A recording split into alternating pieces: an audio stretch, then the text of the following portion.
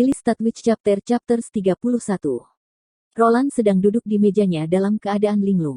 Dia sebenarnya tidak menyangka ada seseorang yang mencoba melakukan pembunuhan di istananya. Dia takut jika Nightingale tidak segera menemukan mereka akan membunuhnya dengan darah dingin. Siapa yang memerintahkan percobaan pembunuhan ini? Apakah itu saudara perempuan ketiganya, atau salah satu saudara kandungnya yang lain? Mengapa mereka melakukan ini? Itu adalah perebutan tahta selama 5 tahun, tetapi dalam beberapa bulan terakhir mereka sudah mencoba membunuhnya 2 kali. Roland, dengan kesal, membanting mejanya. Ini benar-benar keterlaluan. Tidak bisakah mereka membiarkan dia menghadapi bulan iblis? Langkah kaki terdengar dari luar pintu. Itu adalah Carter, kesatria utamanya. Setelah dia membuka pintu dia berkata, "Yang mulia, identitas almarhum telah diidentifikasi. Dari 8 jenazah, 7 adalah anggota asli patroli, tetapi yang terakhir masih belum teridentifikasi. Selain itu, ada 2 yang masih hidup dan di bawah asuhan penyihir. Jika tidak, setelah dirawat oleh Miss Pine, mereka belum bangun. Juga jalan menuju selokan dijaga ketat sekarang. Mereka dari patroli kota." Dia tahu bahwa tim yang dibesarkan oleh mantan tuan tidak dapat diandalkan. Roland mengertakkan gigi, sebenarnya 8 dari 10 orang tidak setia, jadi tidak membiarkan mereka bergabung dengan milisi adalah pilihan yang tepat. Itu bagus, dan juga pastikan mereka selalu dijaga dengan baik, jangan sampai mereka bunuh diri seperti terakhir kali. Seperti terakhir kali. Oh, tidak ada. Roland menggelengkan kepalanya. Rupanya karena panggilan bangun pagi Nightingale, kepalanya masih bingung. Pokoknya, saya ingin tahu segalanya tentang mereka. Siapa pemimpin mereka? Siapa narahubung mereka? Siapa investor mereka? Anda harus menyelidiki semua ini dan lebih banyak lagi. Ya, Yang Mulia. Carter telah mendapatkan perintahnya, tetapi dia tidak segera pergi. Sebaliknya dia berlutut dan berkata, bahwa para pembunuh bisa menyelinap ke dalam kastil adalah kelalaian saya terhadap tugas. Saya harap Yang Mulia akan menghukum saya. Cukup sudah cukup. Pada saat itu, kamu bahkan belum berada di kastil, jadi ini tidak ada hubungannya denganmu. Ya. Carter ragu-ragu, bisakah kau memberitahuku siapa pada akhirnya yang mencegah upaya pembunuhan ini? Aku bisa melihat dari tempat kejadian, bahwa mereka, ksatria itu harus menelan, semua dari mereka tampaknya telah dibunuh oleh orang yang sama dan sama sekali tidak berdaya. Bahwa kamu bisa tahu. Roland penasaran. Jika mereka dicocokkan secara merata, pemandangan tidak akan begitu bersih dan lukanya akan tersebar luas di seluruh tubuh, bisik Carter. Semua orang terbunuh di gudang kecil, selain darah dan mayat. Tidak ada yang lain di tanah. Hampir tidak ada kerusakan pada barang-barang yang diletakkan di bawah sana. Kotak-kotak besar yang menyimpan daging babi bahkan tidak dipotong pedang. Itu menunjukkan bahwa pria itu tidak perlu menggunakan penutup apapun, itu sepertinya dia sedang berjalan-jalan di lapangan kecil. Dengan segala hormat, Yang Mulia, ini terlalu luar biasa. Jadi itulah alasannya. Roland menganggukkan kepalanya, dia mengerti maksud penjelasan Carter. Setelah orang yang secara teoritis kuat dikepung, dia akan jatuh ke dalam situasi yang sangat merugikan. Perkelahian nyata biasanya tidak berakhir seperti yang diperlihatkan di film, di mana orang yang dikelilingi mengirimkan musuh satu demi satu ke tanah. Serangan dari titik buta akan sangat mematikan. Jadi untuk melawan banyak orang, pendekatan yang tepat adalah dengan mengandalkan medan dan lingkungan sehingga mereka selalu bisa menghadapi oposisi. Tapi Nightingale bukanlah salah satu dari orang-orang biasa itu. Tidak peduli apa yang kamu lakukan, kamu harus menyelesaikan misi yang kuberikan padamu. Pertama, orang ini belum bisa diungkapkan, tapi ketika waktunya tiba, aku akan memberitahumu. Meskipun ia tahu bahwa sang ksatria kepala adalah salah satu bawahannya yang setia dan dapat diandalkan dan bahwa ia juga tahu bahwa Nana dan Anna adalah penyihir, namun Roland tetap memilih untuk menyembunyikan kehadiran Nightingale darinya, karena perbedaan antara dirinya dan 2 penyihir lainnya adalah bahwa dia bukan milik pihak mereka. Dia hanya tinggal di kota perbatasan karena Anna. Dia termasuk dalam kerjasama asosiasi penyihir, dan cepat atau lambat akan meninggalkan kota ini. Carter memberi hormat dan pensiun. Roland bisa memahami pikirannya. Sebagai orang yang fasih dengan pedang, Carter terus-menerus mempraktikkan program pelatihan yang dihasilkan dari meringkas dan mengumpulkan teknik bertarung selama ratusan tahun, dan sebenarnya mereka bangga dengan warisan mereka. Tetapi ketika dia melihat pemandangan di gudang, dia tidak bisa mempercayainya dan mulai ragu, jika permainan pedang dapat disempurnakan hingga keadaan seperti itu, warisan mana yang biasanya mereka banggakan? Saya pikir Anda akan menyuruh saya keluar, Nightingale mengungkapkan dirinya. Dia masih duduk di sudut mejanya, dengan kaki bersilang. Aku juga memikirkannya. Bagaimana? Kamu bisa menetap di sini sebagai pedang tersembunyiku. Kamu akan mendapatkan 2 bangsawan emas sebagai gaji bulanan, 2 kali lipat dari apa yang Ana dapatkan. Bagaimana menurutmu? Roland mulai menasihati lebih lanjut, Anda akan mendapatkan rumah dengan taman, 2 hari libur setiap minggu, dan bahkan cuti dibayar setiap tahun. Itu saja, sisanya hanya akan menjadi hadiah uang. Yang mengejutkan, Nightingale tidak langsung menolaknya. Dia hanya tersenyum dan tidak berkata ya atau tidak. Aku tidak bisa meninggalkan teman-temanku, apapun yang terjadi. Itu akan terjadi sekarang, tetapi ketika musim dingin berakhir, kota perbatasan akan memulai waktu rekonstruksi. Dan pada saat itu, berapa banyak orang yang masih peduli tentang itu? Dan kemudian, para penyihir tidak lagi harus menderita diskriminasi saat berjalan di jalanan. Tidak ada yang akan melihat Anda sebagai juru bicara iblis. Dan seterusnya. Kamu selalu membicarakannya, kata Nightingale acuh tak acuh. Sudah waktunya berhenti. Selalu lebih baik untuk melihat daripada mendengar. Hal semacam ini hanya bisa diubah secara perlahan. Roland mengubah topik pembicaraan. Nana telah dikirim kembali dengan selamat, kan? Ah ya, tapi dia ketakutan. Roland menghela nafas. Mau bagaimana lagi, sudah tengah malam ketika dia dibangunkan oleh Nightingale. Ketika dia dibawa ke tempat kejadian dan melihat tempat pertempuran, dia hampir muntah. Nightingale memberinya penjelasan singkat tentang hal-hal yang terjadi, dan kemudian dia menyuruhnya untuk menjemput Nana. Biasanya Nana harus hanya menyembuhkan ayam. Tapi sekarang, ketika gadis kecil itu melihat orang berlumuran darah, dia langsung pingsan. Setelah beberapa saat, dia bangun dan mulai menyembuhkan orang dari patroli kota dengan wajah penuh air mata. Untuk menjaga keluarga Nana dalam kegelapan, Nightingale juga bertanggung jawab untuk mengambilnya kembali. Ketika semuanya beres, hari sudah hampir fajar. Bagaimana penyelidikannya? Bisakah Anda mencari tahu siapa di antara saudara laki-laki atau perempuan saya yang baik yang mengirim mereka? Nightingale menggelengkan kepalanya, mereka semua adalah orang-orang dari patroli Anda sendiri, hanya dengan satu pengecualian, tetapi dia juga tidak membawa bukti terkait identitas apapun. Dengan uang yang cukup, siapapun dapat mempekerjakan mereka. Tetapi saya pikir ini mungkin tidak berhubungan dengan saudara Anda. Mengapa? Karena itu sangat tidak terorganisir. Selama beberapa kesempatan, tim benar-benar mengalami banyak perkelahian. Dan segera setelah kegagalan mereka tidak bunuh diri, meninggalkan setidaknya 2 orang hidup-hidup. Dan kemudian, mereka tidak memiliki kinerja profesional. Secara umum, mereka hanya bajingan jalanan. Ini tidak seperti gaya saudara laki-laki dan perempuan Anda, lebih cenderung itu adalah rencana orang awam. Saya pikir bahkan jika saya tidak ada di sini tidak mungkin upaya pembunuhan mereka akan berhasil. Don tidak lupa bahwa Ana sedang tidur di lantai bawah. Nightingale meraih cangkir Roland, dia tampaknya tidak peduli tentang minum dari cangkir yang sama dengannya, dan kemudian berkata, tidak peduli apa, kesatria Anda telah menanyakan kebenaran tentang apa yang terjadi di selokan, dan saya yakin dia akan melakukannya. Segera tahu kebenarannya, dibandingkan dengan mantan adikmu, pria itu jauh lebih profesional. Jika aku tidak pergi, dia akan tetap berlutut di depanku memohon padaku untuk tidak membunuhnya. Anggota patroli yang terluka parah itu, sepertinya dia yang aku panggil belum lama ini. Betulkah? Nightingale memiringkan kepalanya, kupikir kamu harus menghadiahinya. Jika dia tidak melawan orang lain, aku tidak akan menemukan mereka secepat itu dan mereka akan menyelinap ke ruang bawah tanah kastil. Meskipun begitu, masih belum jelas kenapa dia melakukan itu, tapi musuh-musuh adalah teman kita, kan?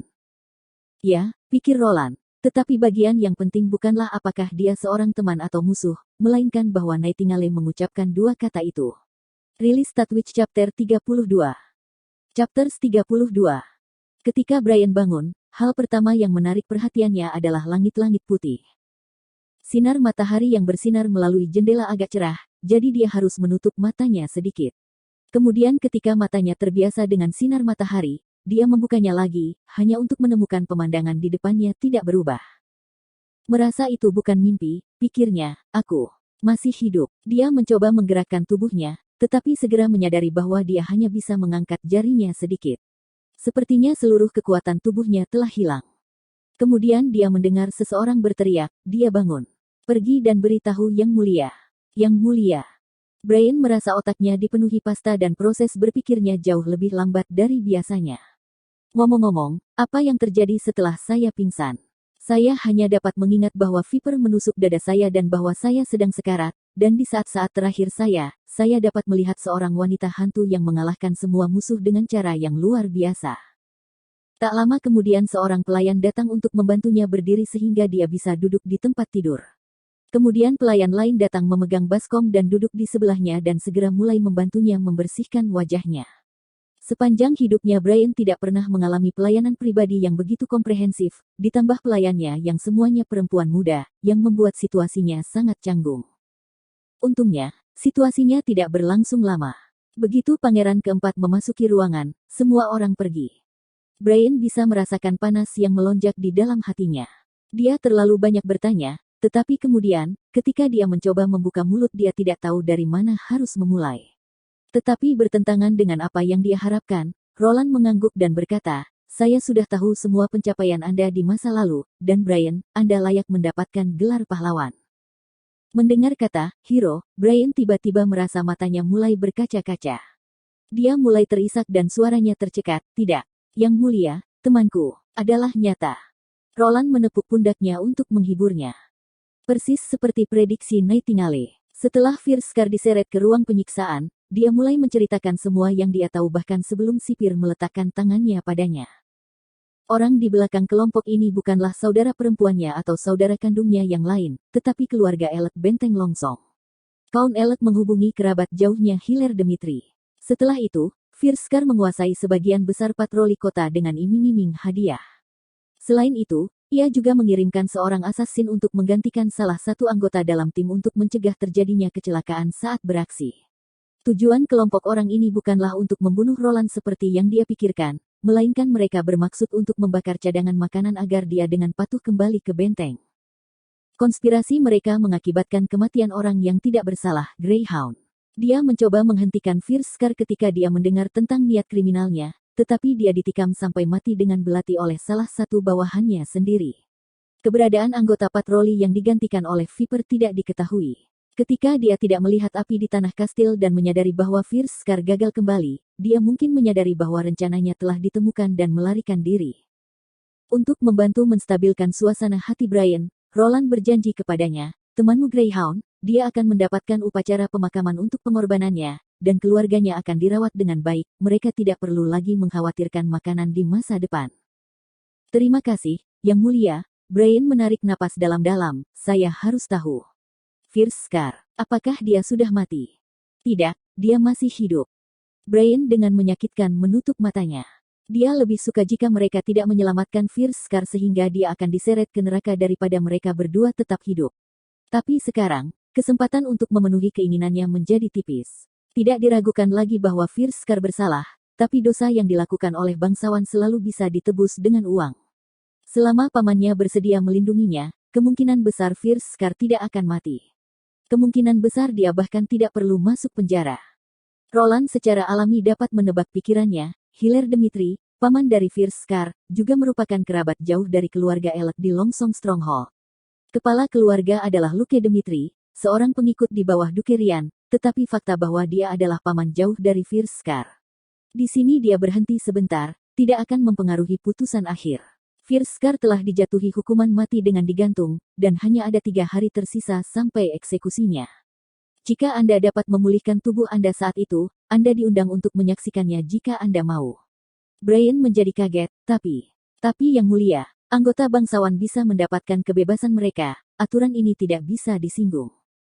Roland melambaikan tangannya dengan sikap meremehkan, menunjukkan bahwa Brian seharusnya tidak menyibukkan dirinya dengan itu, dia adalah seorang bangsawan. Mungkin bagi Anda, dia lahir di keluarga cabang keluarga Elek, jadi status Anda dan dia sama jauhnya seperti surga dan bumi.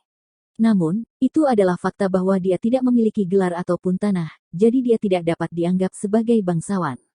Selain itu, bahkan jika dia adalah bangsawan, untuk memimpin invasi ke kediaman kerajaan sementara pangeran dan mencoba untuk membakar persediaan makanan, mengabaikan nasib 2000 orang di kota perbatasan, membawa rasa bersalah yang cukup. Dengan menambahkan ketiga dosa ini bersama-sama, dia tidak bisa dimaafkan. Pada saat Roland memerintahkan kematian Tyr, dia merasa sedikit ragu-ragu di dalam hatinya, tetapi Fierce Scar termasuk dalam kategori yang sepenuhnya tidak bisa dimaafkan. Jika dia berhasil, semua rencana masa depan Roland untuk kota perbatasan akan hancur, dan dia tidak akan pernah mendapat kesempatan untuk membalikkan keadaan. Ini lebih penuh kebencian daripada upaya pembunuhan langsung terhadap Roland sendiri.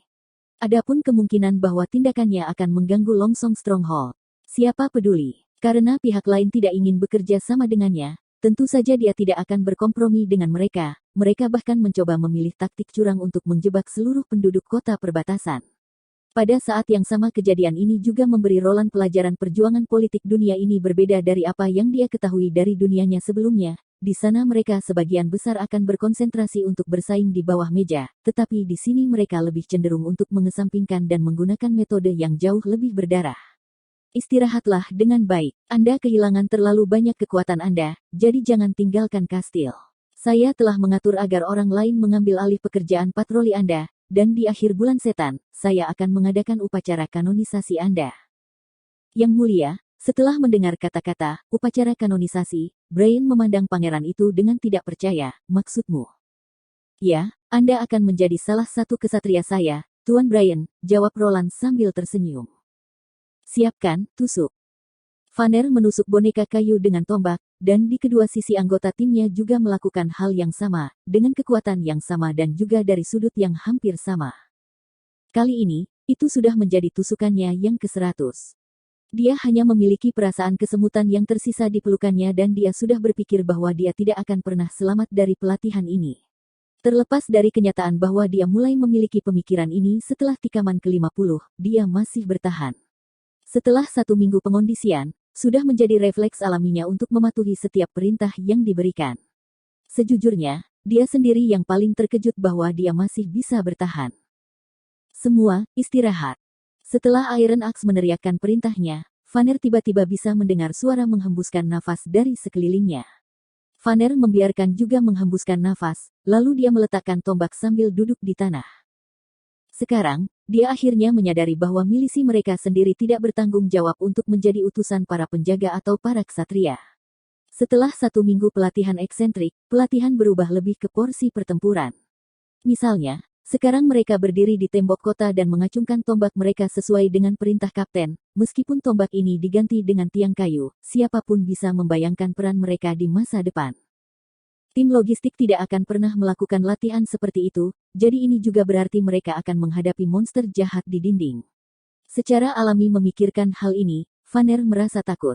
Dia bahkan berpikir untuk menyelinap pergi, tetapi dia tidak tahu mengapa, melihat rekan satu timnya di sekitar dirinya dengan memikirkan 3 kali makan sehari dan gaji yang baik perlahan berubah pikiran. Rilis Statwitch Chapter 33. Chapters 33. Tidak sampai 1/4 jam istirahat kemudian, kapak besi bertepuk tangan dan berteriak, semuanya berdiri, Yang Mulia, Pangeran keempat datang. Vanner segera kembali ke tempatnya, karena pelatihan khusus yang dia miliki sebelumnya. Dia telah belajar untuk mengikuti perintah hampir tanpa sadar, jadi dia mengambil boneka tombaknya dan mengambil posisi siap untuk menusuk dengan tongkat kayunya. Pangeran dan para pengikutnya sedang berjalan di belakang mereka di dinding.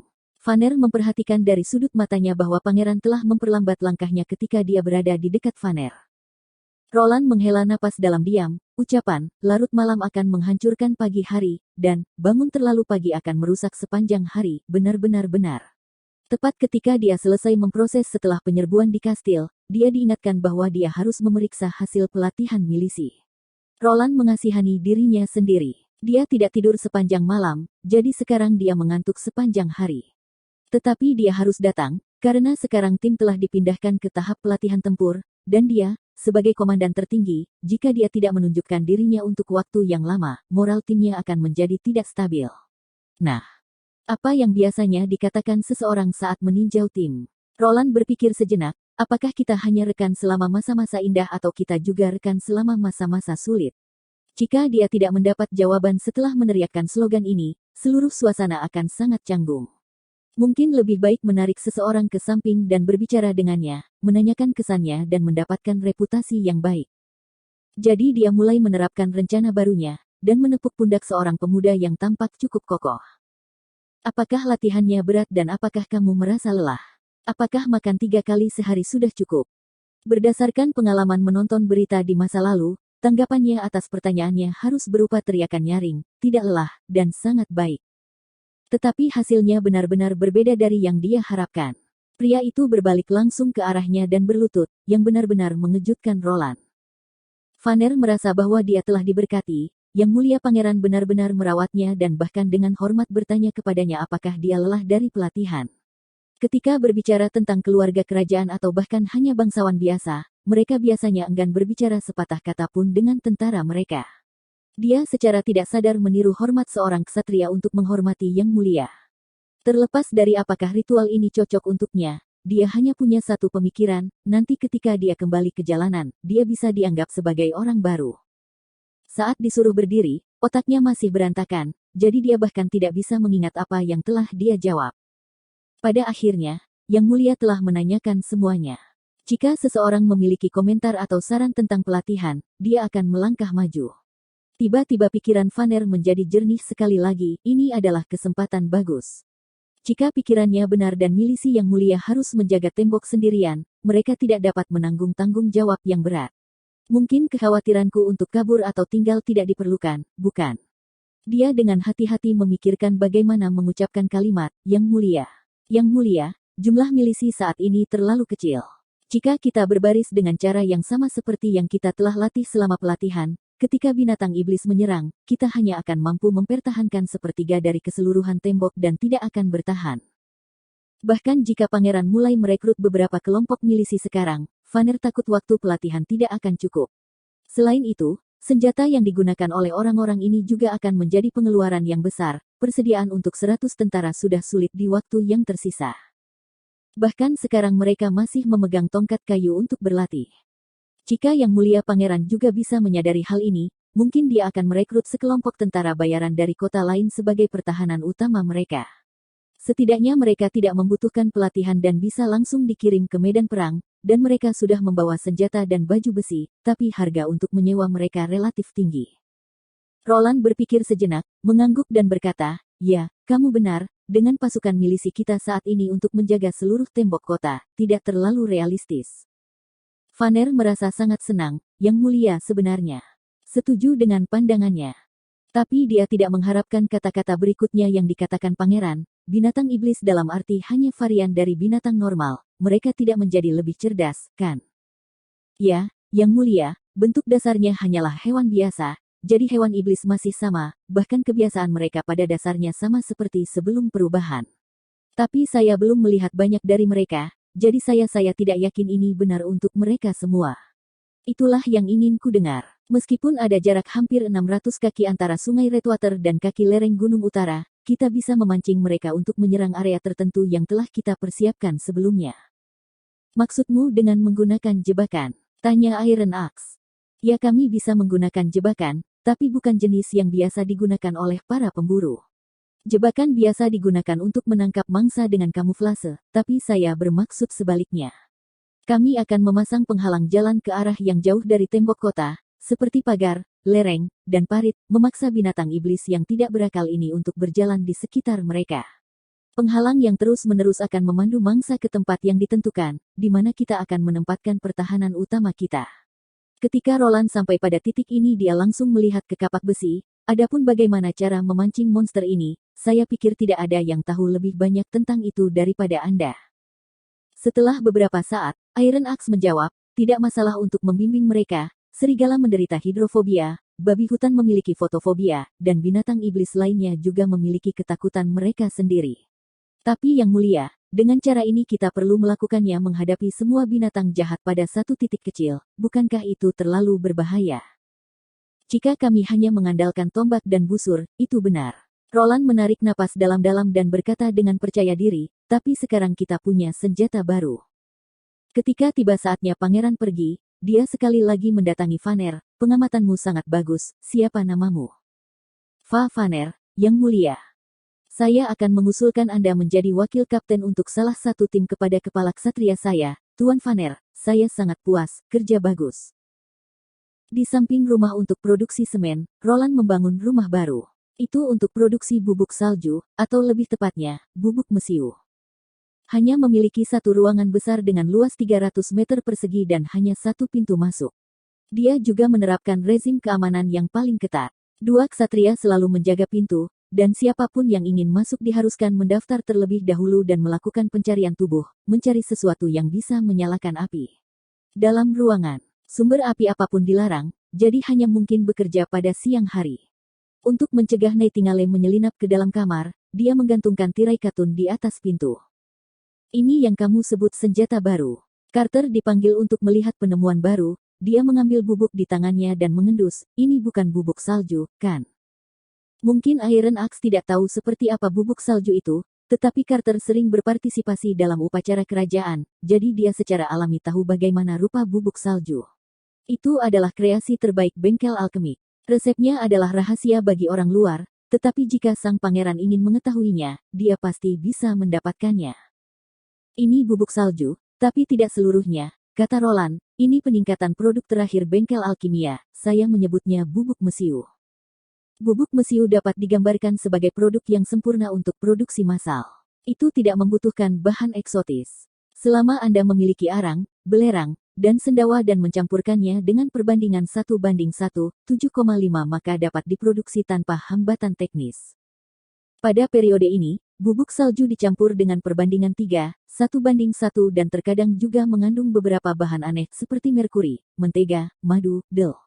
Yang kadang-kadang dicampur ke dalamnya dengan perbandingan 2%, tetapi akibat pembakaran yang lebih lambat dan pelepasan gas yang lebih sedikit, hal ini tidak menguntungkan bubuk mesiu. Namun, Roland tahu bahwa sang alkemis akan terus-menerus menguji rasio lain, dan dia memperkirakan bahwa itu hanya membutuhkan waktu 30 tahun sampai resep yang mendekati resep bubuk mesiu asli akan muncul. Dalam sejarah dunia Roland sebelumnya, bubuk mesiu ditemukan jauh sebelum produksi senjata dingin pertama.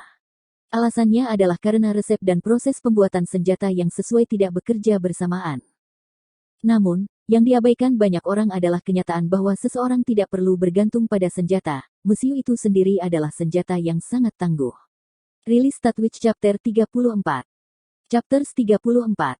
Awalnya, ketika Roland mulai membangun rumah pembuatan semen, dia sudah membuat rencana tindak lanjut untuk proyek pembangunan di masa depan. Mereka sebagian besar berpusat di daerah pertambangan utara sehingga mereka dapat dengan mudah dijaga bersama. Pembangunan pondok batu bata dengan langit-langit kayu sangat cepat, dan tidak mempengaruhi pembangunan tembok kota. Sejumlah besar sendawa yang dibeli dari Willow Town diangkut ke gudang penyimpanan terdekat, dan hanya pembantu untuk menggiling atau menimbang sendawa yang diizinkan memasuki gudang. Prosedur yang sama juga diterapkan untuk arang dan sulfur, dan seluruh proses penanganan untuk setiap bahan dilakukan oleh kelompok yang sama sekali berbeda sehingga risiko kebocoran dapat diminimalkan. Roland menimbang 20 pon bubuk mesiu yang sudah diproduksi dan perlahan-lahan menuangkannya ke dalam kantong kulit domba yang bagus.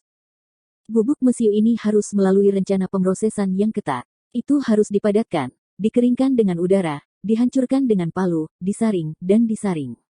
Jika semua bubuk memiliki ukuran butiran yang seragam, barulah bubuk itu dijamin memiliki kinerja pembakaran yang luar biasa. Untuk mencegah terjadinya kecelakaan akibat listrik statis, seluruh proses produksi dilakukan tanpa ada produk logam. Sebagai gantinya, mereka menggunakan produk keramik dan kayu. Setelah menuangkan semua bubuk mesiu ke dalam kulit domba, Roland menumpuk 3 lapis kulit domba lagi di atas tas dan kemudian mengikatnya dengan tali. Itu saja, tanya Carter. Bisakah paket di depannya ini disebut senjata? Meskipun itu adalah produk serbuk salju yang dimodifikasi, dengan suara saja, Anda hanya dapat menakuti seseorang, bukan? Seorang petani yang tidak pernah berada di medan perang dapat mempengaruhi pertempuran juga, meskipun hanya sedikit. Namun, setiap prajurit terlatih atau tentara bayaran tidak akan pernah memandang atau menghormati mereka. Tapi, kepala ksatria dengan hati-hati mempertimbangkan kembali sekali lagi, tindakan yang mulia baru-baru ini tampaknya tidak memiliki alasan sama sekali, tetapi efeknya selalu sangat mengkhawatirkan. Jika binatang iblis memiliki kecerdasan yang mirip dengan hewan pada umumnya, mungkinkah benda ini bisa berguna secara tak terduga? Misalnya, saya mendengar bahwa ledakan keras dapat membuat takut hewan yang kemudian melarikan diri, sehingga mengurangi tekanan di pihak Beck. Roland memberikan bubuk mesiu yang telah dibungkus kepada Carter, dan kemudian dia mengambil sebuah kantong dengan peralatan untuk membakar bubuk tersebut. Baiklah, kita harus pergi ke luar tembok kota. Kapak besi seharusnya sudah menunggu kita. Di sebelah barat, sekitar 2 mil dari tembok kota dan terletak di antara hutan dan pegunungan adalah area pengujian yang mereka tunjuk. Iron Axe dan beberapa pemburu lainnya sudah lama menunggu di sini. Selain Iron Axe sendiri, yang lainnya adalah pemanah lokal terbaik. Ketika mereka mendengar bahwa tugas yang diberikan kepada mereka berasal dari Yang Mulia, mereka tidak bisa menunggu dan segera mengikuti kapak besi. Saat ini, semua orang tahu bahwa penguasa baru kota perbatasan tidak pernah pelit mengenai gaji karyawannya. Menurut perintah Roland, mereka membangun pagar dari tiang dan tali kayu, yang mengelilingi seluruh area pengujian sehingga tidak ada yang akan melewatinya. Di arah tembok kota, dia telah mengatur para kesatria untuk mencegah siapapun mendekat secara tidak sengaja. Roland memeriksa semua persiapan sekali lagi dan kemudian bertanya, apakah kamu sudah membawa mangsanya? Yang Mulia, di sini, Iron Axe menyeret sangkar bersamanya dan melangkah maju. Carter, melihat kandang itu, memperhatikan bahwa kandang itu dipenuhi beberapa burung pegar dan kelinci. Bagus, letakkan hewan yang diikat setiap 5 langkah dari tengah, sampai Anda mencapai 30 langkah dari tengah. Tanpa disadari Carter menggelengkan kepalanya dan mencoba untuk mengusulkan perbaikan. Yang Mulia, saya takut Anda memilih hewan yang salah. Anda tidak dapat menguji efeknya dengan mereka. Mereka sangat pemalu dan hanya membutuhkan sedikit suara sebelum akan melarikan diri. Jadi jika Anda dapat menakut-nakuti mereka, itu tidak berarti bahwa Anda dapat menakuti binatang iblis.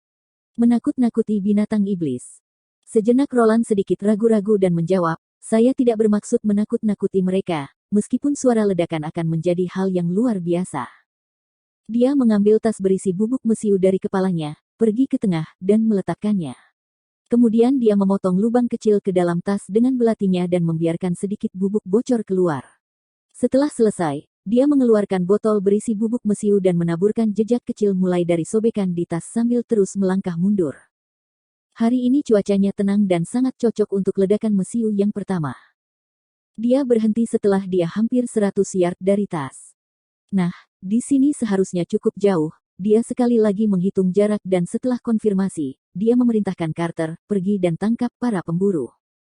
Saat ini, jantung Roland berdegup kencang karena dia penuh dengan harapan.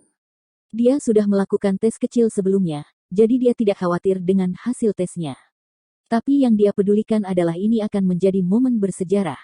Mulai hari ini, senjata termal secara resmi akan naik ke atas panggung, dan dia akan selamanya dikenang sebagai penemu tonggak sejarah ini. Setelah semua orang berkumpul, Roland menyalakan bubuk mesiu. Carter, sambil berbaring di lantai, melihat saat jarak antara dia dan percikan api bertambah dengan cepat. Dalam hatinya, dia tidak bisa menerima ini sebagai kebenaran. Mereka begitu jauh sehingga mereka bahkan tidak akan mendengar ember perunggu penuh bubuk salju, jadi tidak pernah berbicara tentang menghasilkan kerusakan sejauh ini, tetapi Yang Mulia Pangeran menyuruh semua orang berbaring di lantai. Tetapi karena Pangeran keempat memerintahkan dan melakukannya sendiri, tidak akan baik jika dia mengatakan sesuatu.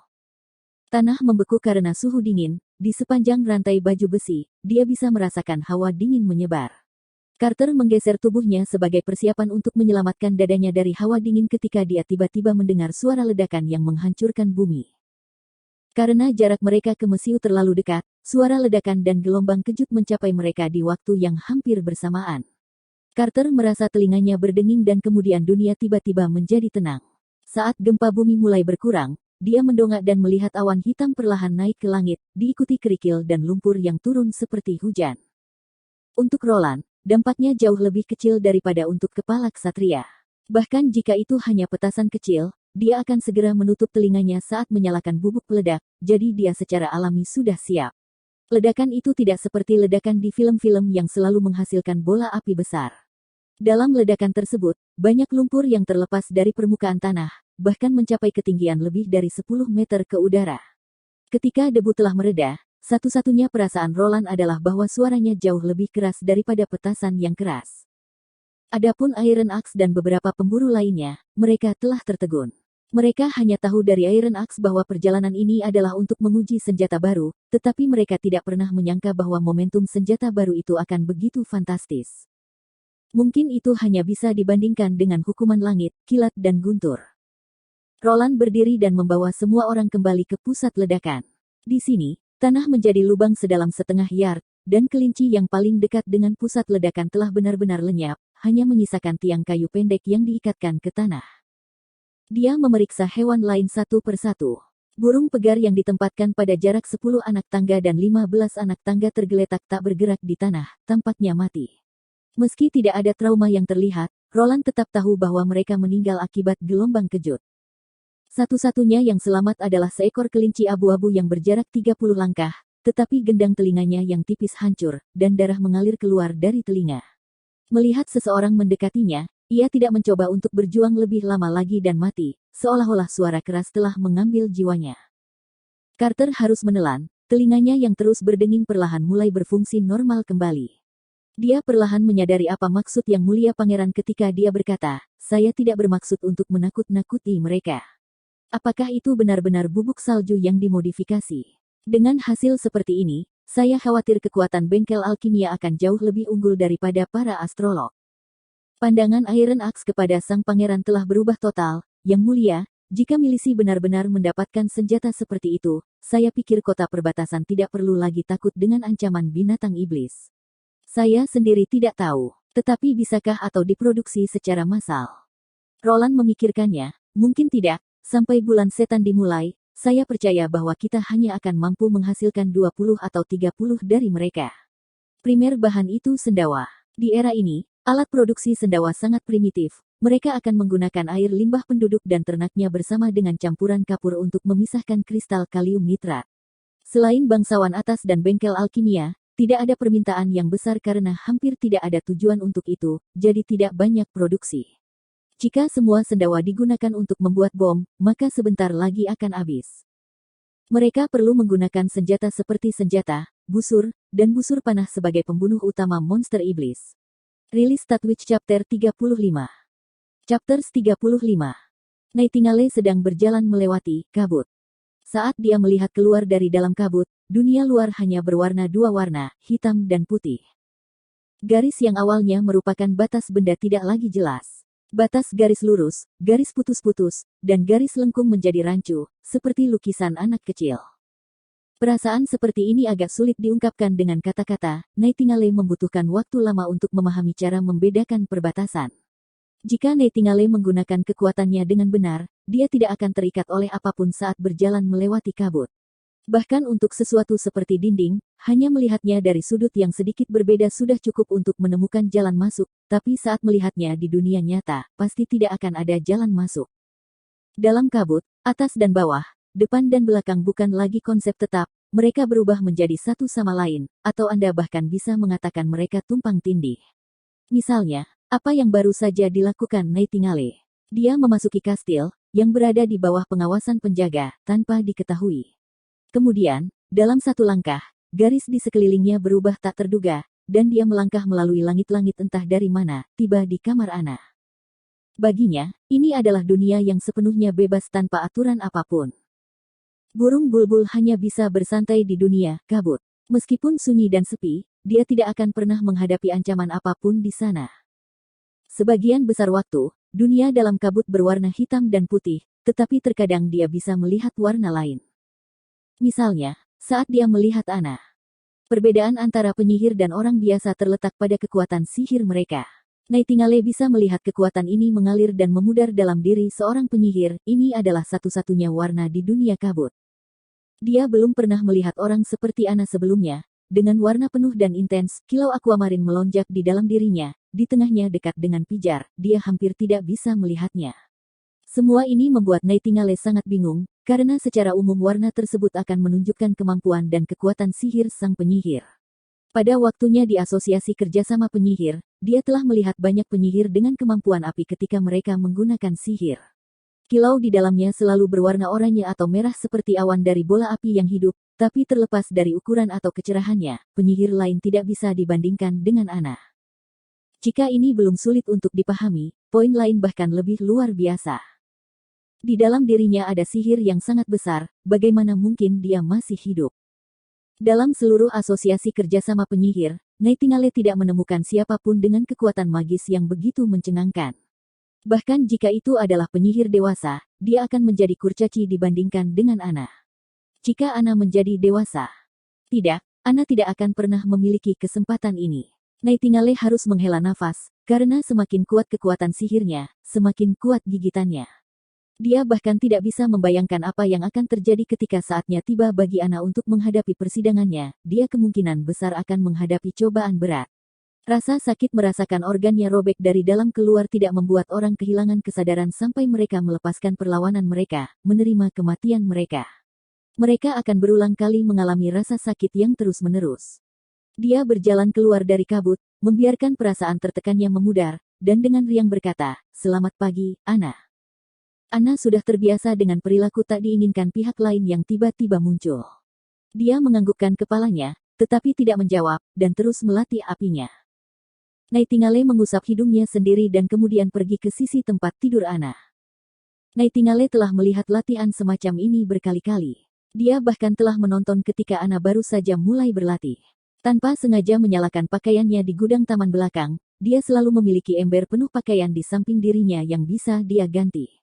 Kemudian, dia bisa membuat apinya menari dengan terampil di ujung jarinya. Kemudian, bahkan Roland tidak lagi mengawasi latihannya, tetapi malah merobohkan gudang di taman dan mengubahnya menjadi tempat untuk menikmati teh sore dan berjemur. Meski begitu, sesuai perintah pangeran dari sebelumnya, Ana terus melakukan latihan selama 1 hingga 2 jam setiap hari, namun kini di kamarnya sendiri.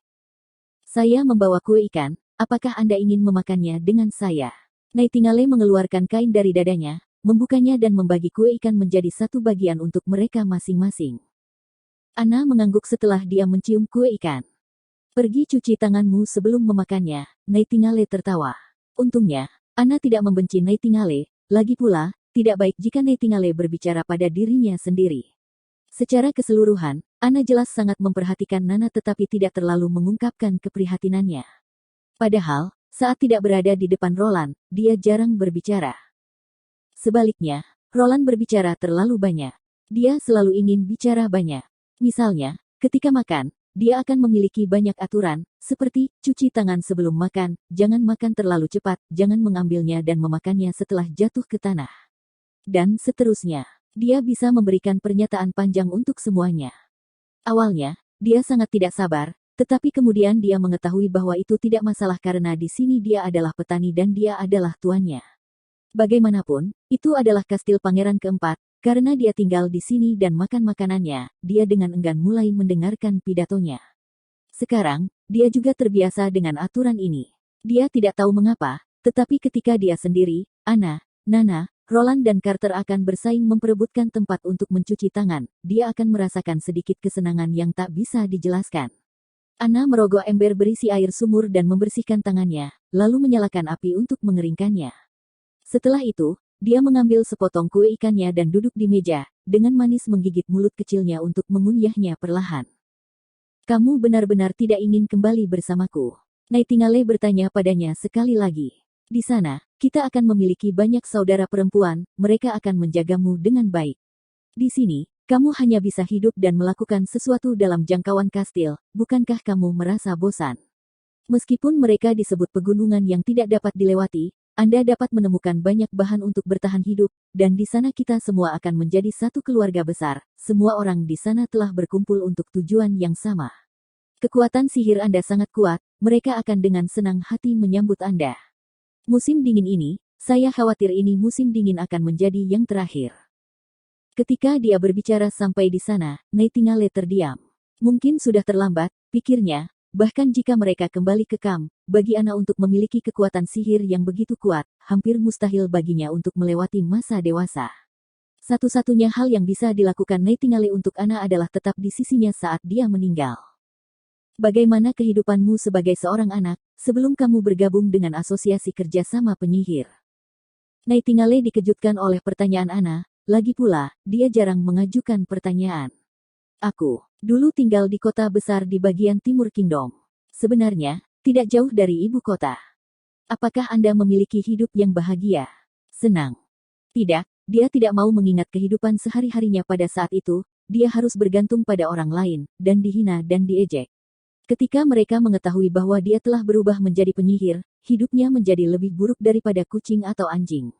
Dia memiliki rantai yang diikat di lehernya dan dipaksa bekerja untuk mereka. Jadi mengingat ini, Nightingale menggelengkan kepalanya dan berbisik, "Mengapa kamu menanyakan ini?" "Saya tinggal di daerah kota tua." Ana sekali lagi menceritakan kisahnya sendiri. Ayah saya menjual saya untuk 25 bangsawan emas ke gereja, tetapi karena Yang Mulia telah membiarkan saya keluar dari penjara, saya menjalani kehidupan yang sangat bahagia di sini. Tapi, kamu tidak bisa keluar dari kastil, dan kecuali Roland Wimbledon, orang lain di luar masih membenci penyihir. Itu tidak penting bagiku, dan dia juga berkata bahwa dia akan mengubah semua ini di masa depan. Bukankah dia bisa melakukan itu? Itu akan sulit. Selama gereja belum runtuh, mereka akan selalu menyebut penyihir itu jahat. Ana tidak segera membantah dan terdiam untuk waktu yang lama. Bahkan sudah lama sekali Nightingale berpikir bahwa Ana tidak akan pernah membicarakan hal ini lagi ketika dia tiba-tiba bertanya, di mana Anda memiliki kehidupan yang lebih baik? Ketika Anda bersama Asosiasi Kerjasama Penyihir atau tinggal di sini bersama kami. Kamu. Apa yang kamu katakan? Pertanyaan ini membuat Nightingale benar-benar lengah. Yah, tentu saja. Itu akan terjadi dengan Asosiasi Kerjasama Penyihir, kan? Sejujurnya, dia tidak terlalu tertarik untuk mencari Gunung Suci, tapi tertarik pada tempat di mana semua temannya tinggal. Adapun Border Town, jika dia tidak mendengar bahwa seorang penyihir dalam bahaya, dia tidak akan pernah datang ke kota ini. Jadi jawabannya seharusnya sangat jelas, tapi mengapa dia tidak bisa mengatakannya untuk pertama kali? Kemudian, Ana mulai tersenyum. Nightingale jarang melihat senyumnya, matanya bersinar seperti danau di mana matahari pagi terpantul, berkilauan. Entah kenapa, dia merasa nyaman, bahkan jika dia tidak berada di dunianya sendiri dalam kabut. Aku mendengar Roland berkata bahwa Asosiasi Kerjasama Penyihir sedang mencari Gunung Suci di Pegunungan Utara dan bahwa Gunung Suci adalah rumah yang aman bagi kalian semua, tetapi untuk diriku sendiri, kurasa aku telah menemukan Gunung Suciku. Kastil ini adalah Gunung Suci miliknya. Nightingale menyadari bahwa meskipun Ana tidak akan hidup lebih lama lagi, jiwanya telah tiba di tempat yang diinginkan sebagian besar penyihir. Pada saat ini, dari sisi lain pintu, langkah kaki berlari terdengar. Nightingale mendengarkan dengan seksama, mereka adalah milik Nana yang panik. Kemudian pintu dibuka, dan benar-benar Nana Pine yang masuk. Sementara air mata mengalir di seluruh wajahnya, dia melompat ke pelukan Ana. Apa yang harus aku lakukan? Saudari Ana, ayahku tahu bahwa aku telah menjadi penyihir. Rilis Statwitch Chapter 36. Chapters 36. Roland diseret dari tempat tidur oleh Nightingale. Setelah dia mendengar bahwa ayah Nana datang untuk bertemu, dia terkejut pada awalnya. Segera dia menyadari bahwa ini adalah kesempatan langka, jika dia ingin gadis itu tinggal selama bulan iblis dan membantu melawan binatang iblis, dia harus menemukan alasan keluarga Pinus untuk tetap di kota perbatasan selama musim dingin. Awalnya, ini adalah situasi yang sangat rumit. Bagaimanapun, popularitas pangeran keempat di kalangan bangsawan telah anjlok, dan dia memiliki hubungan yang tegang dengan benteng. Inilah alasan mengapa kebanyakan dari mereka bangsawan meninggalkan kota perbatasan. Namun, sejak awal, Roland tidak pernah mempertimbangkan untuk bekerja sama dengan para bangsawan. Mereka mungkin memiliki banyak kekuatan, tetapi mereka tidak cocok untuk pekerjaan gabungan. Dia cepat-cepat membasuh wajahnya dan mendandani dirinya sendiri, lalu langsung pergi ke ruang resepsi. Tuan Pine sudah dibawa ke aula resepsi di bawah bimbingan para penjaga. Ketika Tuan Pine melihat pangeran, dia segera berdiri, marah, dan bertanya, Yang Mulia, di mana putriku? Ini adalah pertama kalinya Roland melihat ayah Nana. Dia memiliki tubuh yang berotot, tetapi tidak terlalu tinggi, dan dengan janggutnya dia memiliki citra yang sangat kasar. Dengan mantel katun yang mencapai pinggangnya dan celana kulit yang memiliki saku sangat besar, gaya berpakaiannya lebih terlihat seperti orang dari timur, daripada seseorang yang berpangkat bangsawan. Dia baik-baik saja, Tuan Pine. Kenapa dia langsung dibiarkan lewat oleh penjaga, sementara aku dihentikan di depan pintu? Ayah Nana memotongnya karena marah. Aku butuh penjelasan, Yang Mulia. Tolong bawa putriku keluar dan biarkan aku melihatnya. Apa yang terjadi? Roland sangat heran. Dia yakin bahwa Tuan Pine memahami dengan jelas situasi yang sayangnya putrinya sendiri telah menjadi penyihir. Jadi adalah normal jika Tuan Pine dengan rendah hati memintanya untuk menyembunyikan pesan tersebut, atau dia hanya akan mengizinkan Roland untuk menyelesaikan masalah. Tetapi Roland benar-benar tidak menyangka bahwa Tuan Pine akan begitu agresif dan tidak akan bertindak sesuai dengan etiket aristokrat. Alasan mengapa para penjaga membiarkan Nana masuk tanpa pertanyaan hanya karena perintah tetap Roland. Nana akan datang setiap beberapa hari untuk bermain dengan Ana, jadi para penjaga sudah terbiasa dengan kedatangannya. Setelah mempertimbangkan sejenak, Roland memberi perintah agar seorang pembantu membawa Nana ke mereka. Tidak peduli seberapa kasar pihak lain berperilaku, dia tetap ayah Nana, jadi itu adalah hak untuk membiarkan keduanya bertemu dan berbicara. Jika dia menunjukkan niat untuk mengirim putrinya ke gereja atau secara umum meninggalkannya, tidak akan terlambat untuk mengambil tindakan terhadapnya. Nana dan Ana datang bersama ke aula. Pada saat Tuan Pain bisa melihat putrinya, ketidaksopanan yang terlihat di matanya segera lenyap. Dia membuka lengannya lebar-lebar ke arah Nana dan berteriak keras, "Ayah ada di sini, jadi datanglah padaku." Tapi gadis kecil itu hanya bersembunyi di belakang Ana, hanya memperlihatkan separuh kepalanya. "Aku akan dijual ke gereja olehmu, kan?" "Oh, dasar gadis bodoh, apa yang kamu bicarakan? Tentu saja, aku tidak akan pernah membawamu ke gereja, jadi ayo kita pulang bersama." Reaksi ini agak membingungkan Roland. Menurut cerita Nightingale, Nana terlihat oleh ayahnya saat sedang menggunakan sihir. Menjadi panik, dia segera melarikan diri ke kastil untuk mencari Ana. Sepanjang jalan, dia diikuti oleh ayahnya yang tampak pembunuh. Tapi sepertinya sekarang dia hanya menatap dengan mata penuh cinta dan perhatian pada putrinya, sama sekali tidak seperti perasaan benci yang biasanya dihadapi para penyihir. Jadi, apakah itu hanya kesalahpahaman? Sejenak Roland ragu-ragu, tetapi kemudian dia memutuskan untuk mengambil banteng itu dengan tanduknya dan berkata, "Tuan Pain, putri Anda menjadi penyihir, Anda pasti tahu itu." "Yang mulia, apa yang Anda bicarakan? Saya tidak mengerti Anda." Tuan Pain dengan marah menginjak kakinya dan kemudian mendekati Nana, mencoba meraih tangannya. Namun, Ana melangkah di depannya, menghalangi pandangannya terhadap Nana. "Ayah, aku telah menjadi penyihir. Maafkan aku," bisik Nana. Mendengar Nana menyebutkannya sekali lagi, Tuan Pain menjadi agak cemas. "Jangan bicara omong kosong. Bagaimana kamu bisa menjadi penyihir? Apa yang diajarkan pria itu kepada kamu? Aku seharusnya tidak pernah membiarkan kamu pergi ke perguruan tinggi, di sana mereka hanya mengajarkan retorika omong kosong gereja." Mendengar dia berbicara seperti ini, Roland tiba-tiba mulai memahami situasinya. Tampaknya ayah Nana berusaha menutupi segalanya untuk putrinya. Apakah dia salah memahami maksud Roland? Karena itu, dia gelisah sampai bisa melihat Nana. "Ana." Dia memberinya tanda dengan matanya. Ana mengerti dan mengangguk. Kemudian dia mengulurkan tangan kanannya ke arah ayah Nana yang masih berusaha menggapai putrinya. Api mulai keluar dari telapak tangannya, tepat di dekat kepala Tuan Pines, hampir membakarnya. Tuan Pain terkejut saat dia segera menjauh dari Ana. Nana pun mulai panik dan memeluk lengan Ana berusaha menghentikannya. "Kak Ana, jangan serang ayahku." "Yang mulia, ini adalah..." "Seperti yang Anda lihat, dia juga seorang penyihir, seperti putri Anda." Roland mengulurkan tangannya dan berkata, "Alasan mengapa Nana memiliki akses gratis ke kastil bukanlah seperti yang Anda pikirkan. Bisakah kita semua tenang dan berbicara tentang masa depan?" Pada saat ini, Tuan Pain merasa seperti dia telah terbangun dari keadaan seperti mimpi. Dia harus memulai 2 kali. "Yang mulia, saya..." "Duduk dulu lalu kita bisa bicara." Roland menunjuk ke meja di dekatnya, juga minum secangkir teh. "Yah," dia menghela nafas, "reputasi saya sangat buruk, mereka bahkan takut membiarkan anak-anak mereka berada di dekat saya." Sekarang Roland sepenuhnya memahami perilaku kasar Tuan Pain pada awalnya, dia hanya menunjukkan perhatiannya pada putrinya sendiri.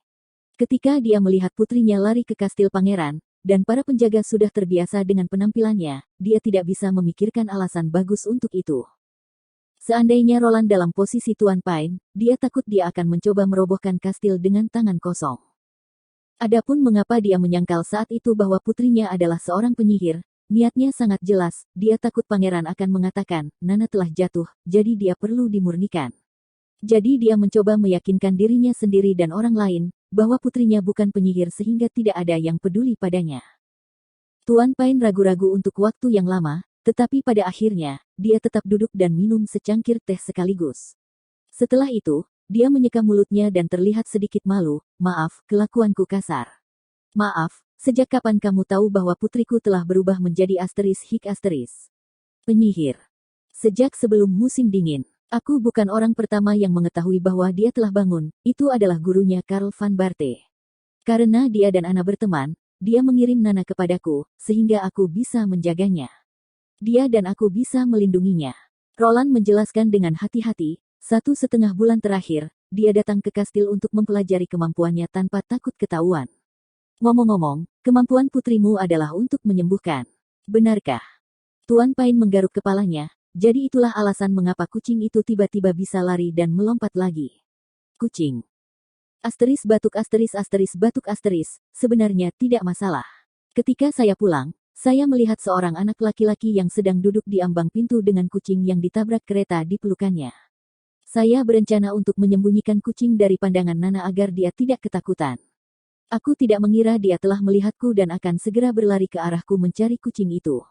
Terlihat jelas bahwa kucing itu telah dipukul, dan kakinya patah. Dia memandang Nana dan Ana, jadi, kamu berteman. Ana tidak mengatakan apa yang dia pikirkan, tetapi Nana dengan cepat menganggukkan kepalanya. Tuan Pain melihat reaksi putrinya, ekspresinya sedikit melunak.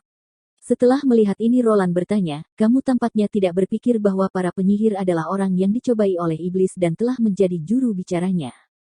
Putriku tidak diragukan lagi bukan orang yang jahat. Dia dengan tegas menyangkal kemungkinan ini, tidak peduli menjadi apa dia, saya tidak ragu tentang ini. Ayah Ana dan ayah Nana adalah orang yang sangat berbeda.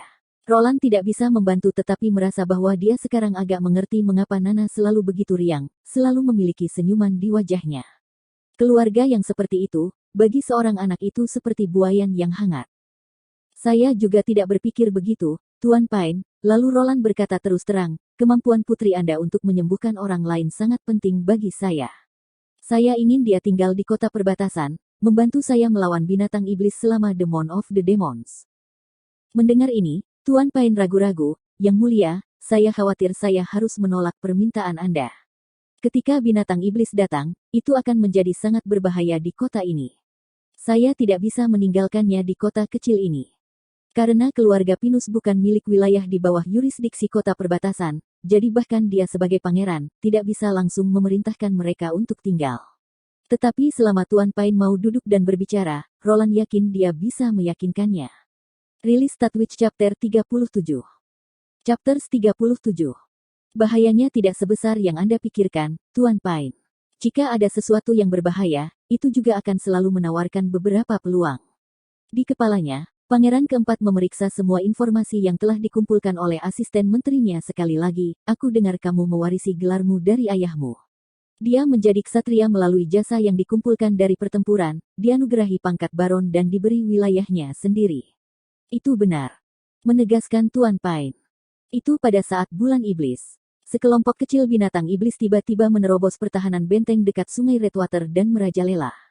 Ketika ayah Nana sedang berpatroli, dia bertemu dengan monster iblis yang mengamuk. Alih-alih menghindari mereka seperti yang dilakukan kebanyakan orang, dia memberitahu benteng, meminta bala bantuan, dan mulai mengepung binatang iblis untuk menyelamatkan kota terdekat meskipun dia tidak memiliki hubungan dengan kota. Sambil berbicara, Roland mengamati ekspresi wajah itu. Orang lain, tapi Tuan Pain, Anda harus tahu hal-hal yang terjadi pada waktu itu lebih baik daripada saya. Ayahmu memanggil milisi dari kota. Kemudian, dengan pengiringnya dan milisi dia melawan binatang iblis dan menang. Pertempuran besar itu dilakukan untuk membela yang tidak bersalah. Iya. Nadanya agak gelisah, rupanya penuh kerinduan akan sejarah keluarganya sendiri, ada juga yang luar biasa besar, beberapa bagian menyerupai rusa dan beberapa bagian banteng. Itu adalah perpaduan keduanya. Kakinya lebih tebal daripada tubuh ayahku, dan ketika dilarikan, tanah bergetar. Jika aku berada di posisinya, aku benar-benar tidak akan tahu cara mengalahkan monster itu. Tapi dia berhasil. Ayahku berdiri di dekat parit dangkal, memikat binatang iblis yang marah itu. Ia mempercepat dan mencoba memanfaatkan kecepatannya pada saat mereka bertabrakan. Ayahku berbaring di parit dangkal dan menjepitnya pedang di antara dua batu sehingga hanya ujung pedang yang terlihat. Binatang bodoh yang tampaknya tak terkalahkan itu tidak bisa berhenti, dan perutnya mengenai ujung pedang. Seluruh perutnya dibelah, darah hitam dan beberapa usus mengalir keluar dari perutnya. Begitu banyak sehingga ayah saya hampir tenggelam di dalam parit. Bahkan hari ini, jarahan pertempuran itu, tanduk besar dari binatang iblis, tergantung di atas perapian keluarga saya. Roland, yang sedang menyeruput tehnya dengan santai berkata, itu adalah pertarungan yang mengagumkan. Dia mengikuti kode iman, kasih sayang, dan keberanian sang ksatria. Kemudian dia mendapatkan gelar ksatria dan bangsawan di wilayah kekuasaan Yokol, yang masih menjadi Tuhan. Dari benteng Longsong pada waktu itu, 25 tahun yang lalu Yokol dipromosikan menjadi seorang adipati oleh Yang Mulia Wimbledon III, menjadi penjaga paruh waktu di perbatasan selatan. Dengan ini, Seluruh wilayah perbatasan selatan ditempatkan di bawah yurisdiksinya. Sayangnya, setelah dipromosikan, Yokol merusak pemandangan mantan pendukungnya, Duke Ryan. Yang mulia, Anda mungkin tahu betul itu, suara Tuan Paine terdengar agak frustasi, bahkan ketika barisan Duke Ryan dan Yokol berbeda, tingkat kekuatan mereka sudah seimbang. Darah Kol dapat ditelusuri kembali ke cabang keluarga kerajaan, jadi leluhurnya tidak lebih buruk daripada Duke Ryan. Ini adalah skema politik. Roland menghela nafas, Wimbledon 3 benar-benar mencoba memeriksa dan menyeimbangkan tingkat kekuatan mereka. Untuk memahami hubungan yang rumit ini, Roland harus memanggil asisten menteri untuk penjelasan. Yurisdiksi yang mulia dan feodal sangat membingungkan. Secara teori, bangsawan yang lebih tinggi memiliki hak untuk mengeluarkan perintah di dalam wilayah bangsawan yang lebih rendah. Tapi situasi sebenarnya jauh lebih rumit. Duke Ryan dan Yokol adalah contohnya.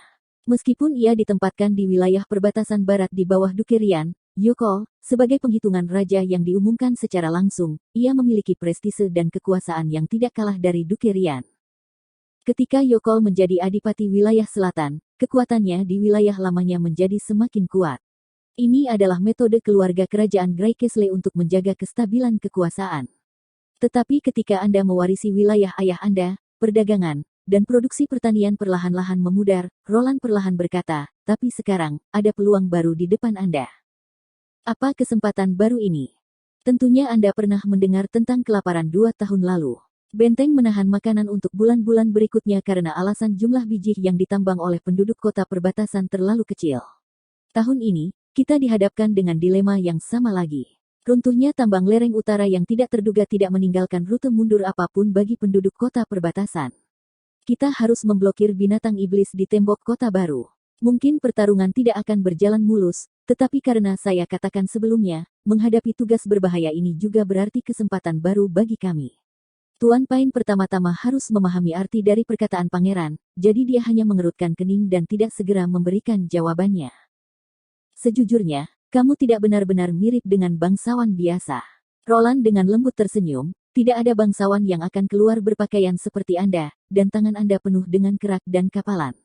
Tuan Paine, Anda tidak membiarkan warisan ayah Anda turun, kan? Anda seorang ksatria dengan keterampilan bertarung yang sangat baik.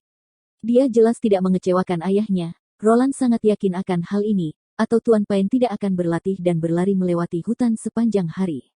Menurut informasi yang diberikan oleh Barov, dalam seminggu terakhir, Paine telah menghabiskan setidaknya 3 hari pelatihan di hutan. Pada setiap kunjungan, dia selalu dilengkapi dengan peralatan lengkap, dan jika dia tidak mampu membelinya untuk pengawalnya, dia langsung menyewa beberapa pembantu dari kota Orion. Beberapa orang baru saja lahir untuk berperang, Tuan Paine jelas orang seperti itu. Jika kau tetap tinggal di kota perbatasan, aku akan memberimu kesempatan untuk membiarkanmu mendapatkan kembali kejayaan ayahmu. Seperti yang dia lakukan, kau akan mendapat kesempatan untuk mendapatkan kehormatan dan prestasi luar biasa hanya dengan pedang dan keberanianmu. Aku juga akan memberimu sebuah wilayah di sebelah timur kota perbatasan, dan kamu akan menjadi Viscount yang ditunjuk olehku. Meskipun ini situasi yang jarang terjadi, komitmen tersebut akan valid. Sebagai pangeran dewasa, dia mampu mengkanonisasi Viscounts, Baron, dan Knights secara legal. Namun, dia jarang bisa memberikan gelar seperti itu kepada orang lain. 1. Itu akan melemahkan sistem aristokrasi regional, dan 2. Jika pihak lain menolak tawaran itu akan menjadi lebih canggung. Roland tidak peduli dengan pendapat bangsawan lokal, dia hanya ingin Nana tinggal di kota perbatasan. Adapun menolak Tuan Paine, Roland tidak terlalu khawatir. Setelah Yokol menjadi penjaga-penjaga perbatasan selatan, hubungannya dengan ayah Tuan Paine tidak berlanjut. Dia telah sepenuhnya meninggalkan keluarga Pinus. Mendengar hal ini, Tuan Paine akhirnya mulai berbicara lagi, lalu. Yang mulia, jika saya tinggal, dapatkah saya tetap mengirim Nana kembali ke benteng? Sampai saat ini, tidak ada yang pernah mencoba melawan binatang iblis dalam hal ini. Tempat, jika kita gagal, saya tidak ingin putri saya dimakamkan di sini. Seperti yang sudah saya katakan sebelumnya, Tuan Paine, bahaya tinggal di sini relatif rendah. Pernahkah Anda berpikir tentang apa yang akan terjadi jika Nana ditemukan sebagai penyihir di benteng Longsong? Di sana akan sangat berbeda dengan di sini. Di kota perbatasan, benteng itu sepenuhnya dimiliki oleh gereja. Mereka sudah lama berakar di kota. Orang-orang percaya dan pengawas mereka ada di mana-mana di kota. Pada saat dia disingkapkan, bahkan aku menang, tidak bisa menyelamatkannya. Roland berhenti, lalu menambahkan, kota perbatasan pasti tidak akan jatuh. Ketika bulan iblis tiba dan binatang iblis datang, aku akan berada di dinding untuk memimpin rakyatku dan bertarung bersama mereka. Lawan kita tidak lebih dari sebuah sekelompok binatang bermutasi, mereka tidak kebal. Ayahmu tidak memiliki perlindungan dan mampu menang melawan mereka di lingkungan terbuka. Namun, kita memiliki tembok kota baru. Jika, sebaliknya, maksudku hanya, jika kecelakaan terjadi, aku akan mengambil tindakan untuk menjamin bahwa Nana akan segera meninggalkan kota. Dia berhenti sebentar, dan tentu saja, Ana juga akan pindah. Aku akan menyiapkan perahu untuk mereka di dermaga sebelumnya, jadi aku bisa berjanji padamu bahwa mereka akan aman. Jadi, saya akan percaya pada Anda, Yang Mulia. Ketika mengatakan ini, Tuan Pain berdiri dan langsung berlutut untuk memberi hormat ksatria standar kepada pangeran, dan saya bersedia berjuang untuk Anda. Setelah Nana dan ayahnya pergi, Ana memutar matanya ke arah Roland. Apa yang kau bicarakan? Dia dengan tegas berkata, saya tidak kemana-mana. Rilis Statwitch Chapter 38 Chapters 38. Iron Axe menyadari fakta bahwa mereka sekarang sedang diawasi. Para pemburu yang telah berpartisipasi dalam uji ledakan pindah bersama ke sebuah rumah berlantai 2 di dekat kastil. Melihat melalui jendela, dia bisa melihat bahwa rumah itu dikelilingi oleh dinding batu dan penjaga ditempatkan di pintu masuk. Dia tidak mempermasalahkan peraturan ini, dan fakta bahwa Yang Mulia hanya mengirim 2 penjaga untuk mengawasi mereka menunjukkan bahwa dia mempercayai mereka. Hingga saat ini, Iron Axe terus mengulangi ledakan yang menderu-deru di dalam kepalanya. Hingga saat ini, tidak pernah ada senjata yang bisa membuatnya sangat shock. Di ujung selatan tanah airnya, dia telah melihat bagaimana api oranye meletus dari tanah, dan api ini dapat terus menyala selama beberapa dekade. Dia telah melihat badai tak berujung dengan gelombang yang mengerikan. Betapapun mengerikannya kekuatan ini, itu adalah kehendak Ibu Pertiwi atau Dewa Laut. Mereka adalah cambuk besi yang mendisiplinkan semua makhluk hidup.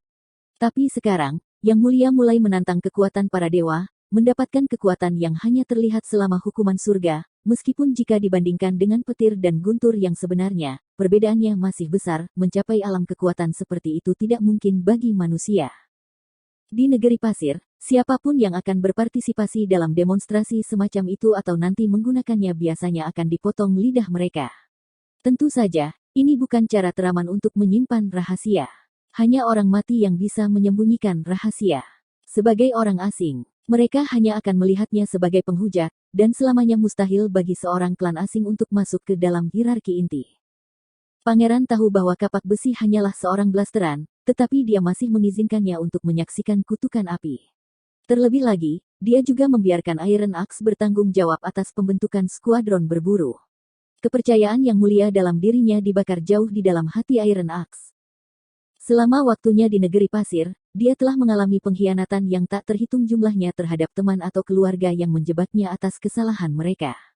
Ketika dia melarikan diri ke perbatasan selatan kerajaan Grey Castle, dia masih harus menderita diskriminasi karena setengah dari bangsa pasir dan setengah garis keturunan Grey Castle. Dia akhirnya tiba di kota perbatasan, dengan putus asa. Di sini, dia bermaksud untuk mengandalkan keterampilan berburu untuk menghabiskan sisa hidupnya dengan damai. Namun, dia tidak pernah berharap untuk bertemu Yang Mulia, Pangeran, di sini. Dan dari semua hal, dia tidak pernah menyangka bahwa Pangeran akan mempercayainya. Dia tidak ragu bahwa dengan senjata baru ini, orang yang akan memenangkan pertempuran untuk tahta adalah Roland Wimbledon.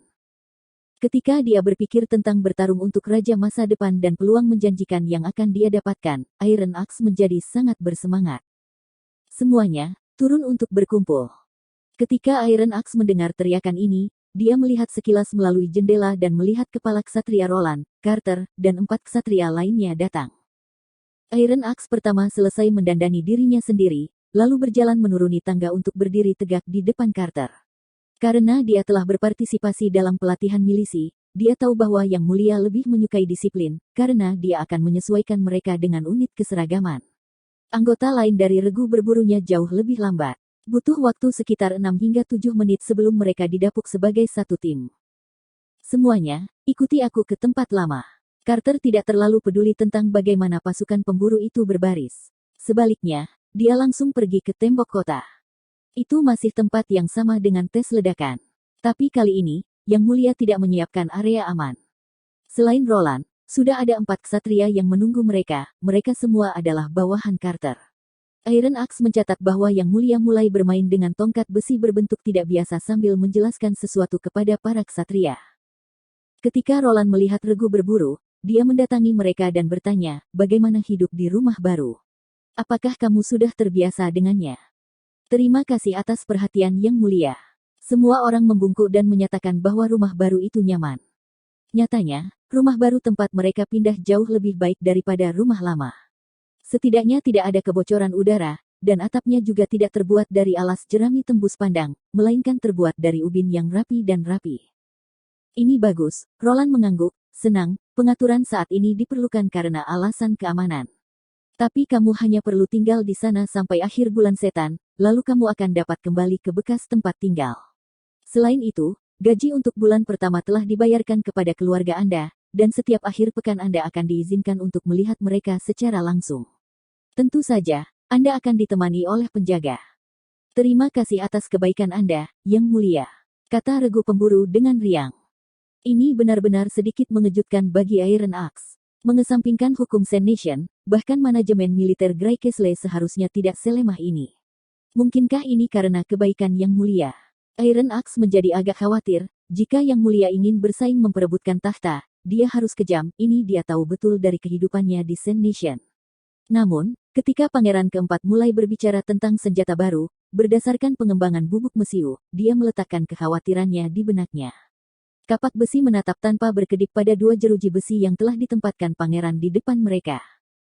Senjata-senjata ini disebut senjata, kata Roland. Selanjutnya, saya akan memberitahu Anda cara menggunakannya. Dalam setengah jam berikutnya, mereka harus belajar cara menggunakan senjata baru. Ambil bubuk hitam yang menjadi penyebab ledakan dan isi ke dalam laras senjata. Kemudian, bola timah dimasukkan dengan poker ke dalam laras, langsung ke ujung. Setelah itu, mereka harus menuangkan bubuk mesiu ke dalam ruang penyulut, membidik, lalu menarik pelatuknya.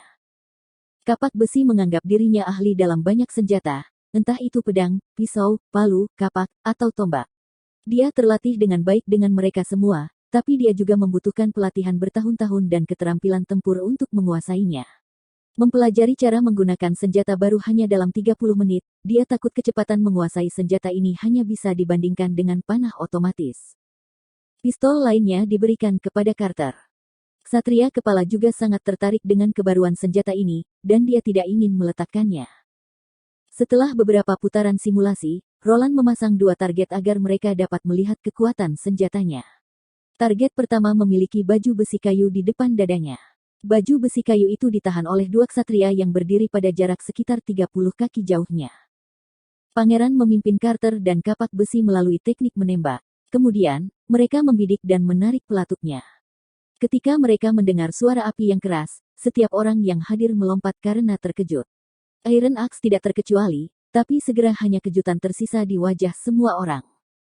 Melihat baju besi kayu target, mereka bisa melihat lubang kecil. Bola utama telah dengan rapi menembus bagian paling tebal pelindung dada. Sebelum menembak, Iron Axe telah mengamati armor ini dengan cermat. Itu jelas bukan produk inferior bengkel kerajinan tangan yang terbuat dari bahan yang buruk. Tanda palu dan landasan di garis leher membuktikan bahwa ini adalah produk standar pandai besi Gray Castle. Bagian paling tebal setebal setengah jari dan cukup kuat sehingga bisa menangkis serangan langsung dari busur silang, yang ditembakkan pada jarak terdekat. Untuk menangani baju besi semacam ini, busur panah yang berat atau palu akan menjadi pilihan yang bijaksana.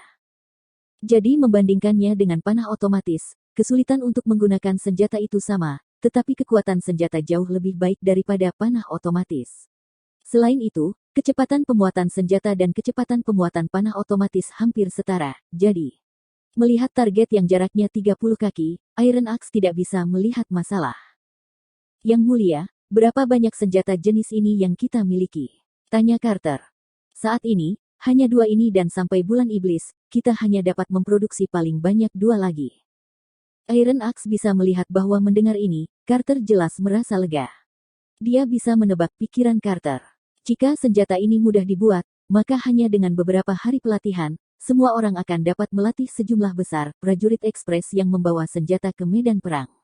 Maka orang-orang pada usia berapapun, dengan kekuatan apapun dan bahkan jenis kelamin apapun, bahkan wanita yang rapuh, bisa menjadi ancaman yang signifikan bagi para ksatria. Meskipun kejutan yang dia dapat dari senjata ini lebih kecil daripada kutukan api, itu tetap merupakan senjata yang ampuh. Iron Axe berpikir, dengan kekuatan besar ini mereka dapat dengan mudah membunuh sejumlah besar monster berdaging kasar dari atas tembok. Bahkan jika mereka akan menghadapi spesies campuran, dengan senjata api ini, mungkin hasilnya tidak akan terlalu memalukan. Tetapi arti sebenarnya dari senjata semacam itu jelas bagi Roland. Dia secara pribadi membuka pintu ke masa perang dengan senjata panas. Rilis Statwitch Chapter 39. Chapters 39. Roland berdiri di tembok kota, menghadap ke utara. Bulan terakhir ini, dia berulang kali memeriksa kastil, tambang, dan tembok kota dalam bentuk lingkaran 3 titik. Dia memeriksanya untuk setiap detail yang mungkin sehingga dia tidak akan melewatkan apapun. Milisi menjadi sangat mahir dalam menangani senjata mereka. Karena latihan berulang Carter, mereka mampu menstabilkan tombak sampai kapten milisi dengan keras memberikan perintah untuk menebas dengan tombak mereka. Berdiri di belakang milisi adalah regu pemburu. Setiap pemburu yang tetap tinggal di kota perbatasan dan mahir menggunakan busur atau panah dimasukkan ke dalam regu ini. Pemburu berpengalaman ini adalah tulang punggung untuk membunuh binatang iblis. Berdiri hanya 12 kaki dari binatang iblis di tembok kota, hampir mustahil bagi mereka untuk meleset dari target mereka. Garis pertahanan terakhir adalah kapak besi, Carter, dan 2 pemburu dari tim elit yang berada di bawah kapak besi. Bagian yang diproduksi oleh pandai besi cukup untuk membiarkan Ana mengelas 4 kunci batu. Mereka hanya akan menembakkan flintlock ketika spesies campuran menyerang atau pemburu dengan busur panah tidak dapat menembus kulit binatang iblis. Lokasi mereka di dinding belum ditentukan, jadi mereka berempat harus berpatroli di seluruh garis pertahanan sepanjang 200 yard.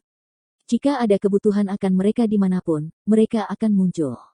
Sedangkan untuk bahan peledak, mereka disimpan di bawah perlindungan ketat di dekat tembok gudang. Untuk menjaga keamanan semua orang, bubuk mesiu disimpan dalam 3 komponennya, dan itu hanya akan disatukan di tembok kota saat dibutuhkan. Lagi pula, jika bubuk itu meledak pada waktu yang salah, kerusakan yang ditimbulkan sendiri akan lebih besar daripada kerusakan dari binatang iblis. Gigi binatang iblis mungkin bisa menghancurkan semen, tapi jika bahan peledaknya meledak, seluruh dinding akan hancur. Sejauh ini, Roland telah menyelenggarakan 2 uji coba, keduanya termasuk penggunaan bahan peledak. Berkat 2 latihan ini, milisi sudah terbiasa dengan raungan keras ledakan dan tidak lagi begitu takut sehingga mereka membuang senjata mereka. Keuntungan lainnya adalah ketika para pembela menemukan bahwa pangeran memegang senjata yang luar biasa di tangannya, moral tim tiba-tiba mulai meroket. Yang mulia, Barov mengencangkan kerahnya, kami telah menghabiskan sebagian besar pendapatan biji dalam setengah bulan terakhir, jadi jika Moon of the Demons benar-benar berlangsung selama prediksi para astrolog, saya khawatir makanannya menang.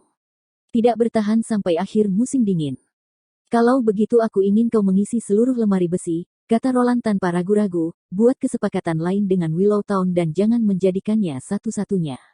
Mesin uap pertama telah dipindahkan ke tambang, dan kerikil dari keruntuhan telah dibersihkan sepenuhnya. Selama musim dingin, kami masih bisa mendapatkan sedikit hasil dari tambang. Batu-batu kasar sangat diminati. Jangan terlalu menekankan pada harga. Sebaliknya, jual secepat mungkin agar kami penyimpanan gandum dan daging selalu penuh. Barov mengangguk, saya akan segera memberikan perintah, Yang Mulia. Hanya melihat ekspresi ragu-ragu di wajah asisten menterinya, Roland pasti mengerti apa yang ingin dia katakan. Jangan khawatir, saya sudah mengatur perahu. Jika garis pertahanan putus, saya akan segera meninggalkan kota. Senang mendengarnya, kata Barov, lega. Roland tersenyum padanya dan berkata, kamu boleh pergi. Lagi pula, kamu punya cukup pekerjaan. Aku harus mencari orang lain. Setelah Barov pergi, pangeran perlahan melangkah ke menara pengawas. Tempat ini berada di tengah tembok kota dan merupakan titik tertinggi mereka. Dari sini, dia bisa melihat seluruh garis depan, sebagian hutan, dan perbukitan di dekatnya. Pada pukul 8, angin bertiup cukup kencang tetapi Roland tidak peduli. Hanya di platform yang tinggi dan terbuka ini dia bisa agak tenang dan melupakan perang yang akan datang. Kamu berbohong padanya, seseorang di sebelahnya tiba-tiba berkata, kamu tidak berniat meninggalkan kota ini. Hidup sudah sangat sulit, menyimpan beberapa rahasia terkadang baik untuk semua orang. Anda berbicara omong kosong dan tidak memahami situasinya. Jika Anda sudah menganggap identitas pangeran sebagai kesulitan, Anda akan melihat kami sebagai apa? Nightingale muncul dari dalam kabut. Biarpun kau bukan raja, kau masih harus menjalani perjuangan 5 tahun untuk tahta karena kau salah satu pihak utama. Dibandingkan mengkhawatirkan hal-hal sepele seperti itu, lebih baik kau menemani Ana. Saya khawatir, dia tidak punya banyak waktu tersisa. Untuk sesaat Roland tetap diam, saya tidak berpikir dia akan mati selama bulan iblis. Mengapa? Dia berkata bahwa dia tidak akan kalah dari gigitan iblis. Dia berhenti sejenak, dan aku percaya padanya. Kamu benar-benar percaya apa yang dikatakan penyihir? Nightingale menggelengkan kepalanya, tapi kita dikutuk oleh iblis. Benarkah? Yah, aku juga percaya padamu. Brian mengenakan pakaian sipil dan berdiri di depan batu nisan Greyhound. Dia dengan lembut membelai permukaan batu baru, itu adalah batu putih bersih dan di permukaannya terukir kata-kata, untuk mengenang salah satu pahlawan diam kota perbatasan. Greyhound. Aku sudah mewujudkan impian terbesarku. Di akhir bulan setan, Yang Mulia Pangeran Keempat akan mengadakan upacara kanonisasi untukku. Tapi, aku tidak ingin duduk di tempat tidur menunggu kanonisasi. Luka saya sudah sembuh, jadi tembok kota adalah tempat di mana saya seharusnya berada. Bulan iblis sudah dekat, dan binatang iblis mungkin kuat, tetapi mereka harus melewati garis pertahanan yang dibentuk milisi, dan tidak akan bisa lagi maju. Aku juga akan mengambil alih bagianmu dalam mempertahankan kota, dan mengacungkan pedangku atas namamu. Semua ini tidak akan berakhir. Pembunuhmu masih hidup, tapi dia tidak akan hidup lebih lama lagi. Yang Mulia sudah menjanjikan ini kepada saya. Lain kali saya datang kepada Anda, saya akan membawa kabar baik. Brian membungkuk dan meletakkan buket bunga di nisan. Selamat tinggal, temanku. Suster Ana, apakah kamu takut? Nana, yang sedang berbaring di tempat tidur Ana, menanyakan hal ini padanya. Takut pada apa? Gigitan iblis yang harus kita hadapi musim dingin ini. Aku menjadi penyihir selama musim gugur tahun ini, jadi ini akan menjadi pertama kalinya aku harus menghadapinya. Nah, pertama kali, pikir Ana, akan sangat menyakitkan, dan terkadang kamu berpikir bahwa kamu tidak bisa menunggu lebih lama lagi dan berharap kamu akhirnya bisa mati. Ah. Nana mulai berteriak karena shock, tapi dia segera menutup mulutnya. Tapi kamu akan selamat, sama seperti aku. Aku tidak tahu, bisik Nana, aku tidak menyukaimu, begitu kuat, dan tidak takut pada apapun. Aku tidak terlalu kuat, kata Ana sambil menutup matanya. Adegan ketika dia bertemu Roland untuk pertama kalinya muncul di benaknya. Di bawah sana, di ruang bawah tanah yang dingin dan gelap, pakaian Roland menutupi tubuhnya. Dia dengan lembut mengatakan bahwa dia akan mempekerjakannya. Sampai sekarang, dia masih merinding ketika mengingat ini. Kadang-kadang Anda akan menghadapi situasi atau hal-hal yang akan memberi Anda keinginan untuk terus hidup, bahkan jika Anda harus berjuang keras untuk bertahan hidup. Seperti, misalnya, daging yang direndam dalam pasta kedelai. Ana menghela nafas, bagaimana aku bisa tahu apa yang kamu impikan? Ah. Melihat Nana benar-benar menatapnya, Ana mengusap wajahnya dengan tangannya. Apa yang kamu lihat? Apakah ada kotoran di wajahku? Tidak. Nana menggelengkan kepalanya. Aku hanya sedikit terkejut, kamu belum pernah berbicara begitu banyak denganku. Sister Ana, penampilan yang kamu miliki ketika kamu hanya menutup mata dan memikirkan masa lalu, kamu sangat cantik. Ana memutar matanya, melompat dari tempat tidur, dan pergi ke jendela. Nana mengikuti tepat di belakangnya. Apa yang kamu lihat? Apakah kamu ingin lari ke hutan? Hutan itu ada di barat, jawab Ana dengan tajam. Di sini kamu hanya bisa melihat sungai Redwater. Suster Ana, lihat, gadis kecil itu menunjuk ke langit. Ana terkejut, lalu membuka jendelanya. Gelombang angin bercampur dengan butiran salju kecil masuk ke dalam ruangan.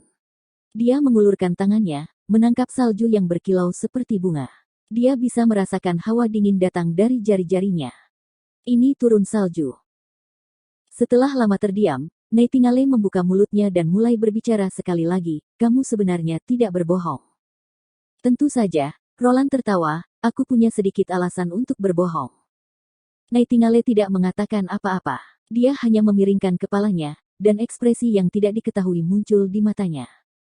Tiba-tiba, dia merasakan sesuatu yang dingin di lehernya, dan dia tidak bisa menahan diri untuk tidak menyusut. Dia mendongak hanya untuk menemukan bahwa tanpa sepengetahuannya, salju mulai turun di dinding.